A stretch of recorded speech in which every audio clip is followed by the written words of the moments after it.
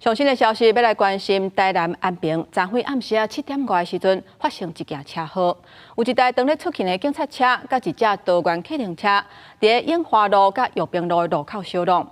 这只警察车的头前是规个弄甲密密麻麻。这个车祸嘛造成3个警察、客运车的司机，也有2个乘客，拢总6个人受伤送病院。不过，加在这6个人意识拢真清楚，送病院了后是无啥要紧。因那详细车祸发生的原因，也要调查甲厘清。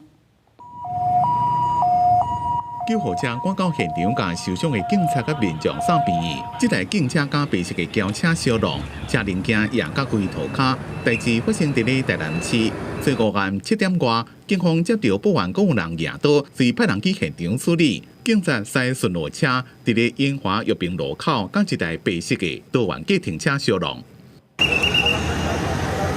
拢击的力量真大，警车的车头飞害去，多元计程车车尾也害甲真严重。救护车甲受伤的人送病院，包括警车顶3个警察、计程车驾驶加2位乘客，总共6个人受伤。行经永华玉平路口，与民众驾驶汽车发生交通事故，民众车上3人及本分局员警3员均为轻微擦挫伤，已送往医院包扎后陆续离院，并无大碍。相关肇事原因后续调查中。伫警车迄当阵是毋是有开警示灯甲警示器？双方是毋是有依照交通法制通行？警方讲将会进一步调监视器加行车记录器调查，照规定甲停驶办理。公司新闻采访报道。